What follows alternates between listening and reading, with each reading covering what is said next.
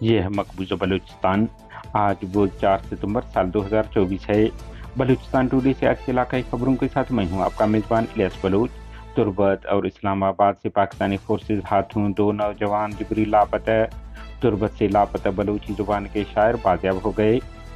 Balochistan national party کے مرکزی صدر سردار اختر جان مینگل نے اسمبلی رکنیت سے استعفیٰ دے دیا۔